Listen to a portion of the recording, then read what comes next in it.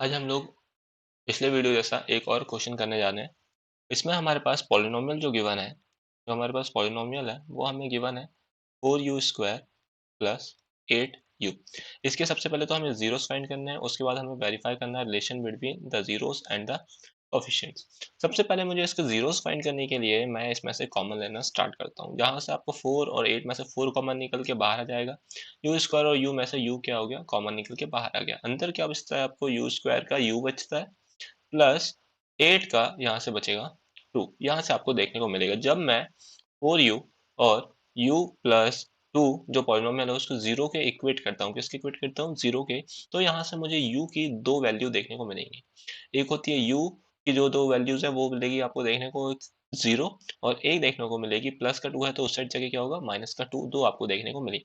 तो फिर यहाँ से मैं लेट करता हूँ क्या, अल्फा जो है वो जीरो के बराबर है और जो मेरा बीटा है जो है वो मेरा है -2 के बराबर।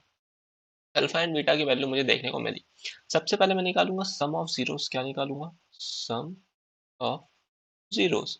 सम ऑफ जीरोस आप सबको पता है क्या, अल्फा प्लस बीटा। यहाँ से देखने पे मुझे मिलेगा अल्फा की वैल्यू कितनी मिलेगी, अल्फा की वैल्यू है जीरो और बीटा की जो वैल्यू है वो है -2। इक्वल्स टू कितना होगा, ये होगा -2 के बराबर। दूसरे मेथड से अगर बात करता हूँ, alpha plus beta equals to होता है minus of B upon A. जो पर्टिकुलर इक्वेशन थी मेरी, जिसको मैंने माना था, क्या इक्वेशन थी, 4u² प्लस 8u, उसमें से a की वैल्यू क्या होता है, u², मतलब उसका जो कोफिशिएंट होगा दैट इज 4, एंड जो मेरी b की वैल्यू होगी वो होगी आपको देखने को मिलेगा 8। ठीक है, ये आपको देखने को मिलेगा। जब मैं सामने आऊंगा तो यहाँ पर माइनस ऑफ वैल्यू पुट करने के बाद माइनस ऑफ 8 अपॉन 4, ये जो है मुझे देखने को मिलेगा। अगर मैं डिवाइड करता हूँ -8/4, अगर मैं डिवाइड करता हूँ 8 2 जा, दैट इज -2 मुझे देखने को मिलेगा। यानी कि सम क्या है मेरा, बराबर है। दोनों ही मेथड से, कोफिशिएंट वाले मेथड से भी और डायरेक्ट मेथड से भी, जीरोस के सम के मेथड से भी कितना है वो -2 के बराबर आपको देखने को मिल जाता है। दूसरा जो है वो मैं निकालता हूँ, क्या निकालता था, प्रोडक्ट निकालता था। प्रोडक्ट में क्या करता था, मैं मल्टीप्लाई करता था। प्रोडक्ट मतलब मल्टीप्लाई, यहाँ से मेरी जो वैल्यूज है वो होती है कितनी, alpha multiply by beta.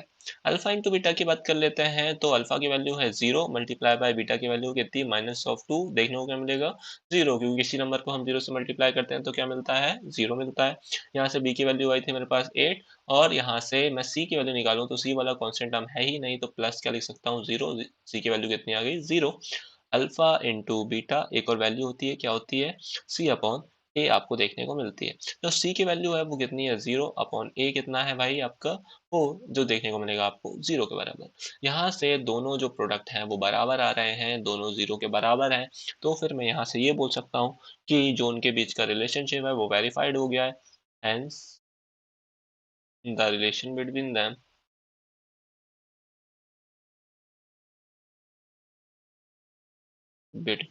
Them is verified.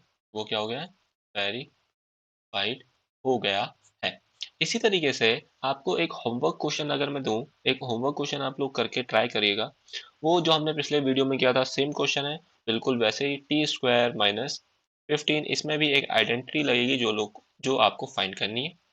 ये आपका होमवर्क आपको देखने को मिलेगा, और अगले वीडियोस में हम अलग टाइप का क्वेश्चन सॉल्व करेंगे।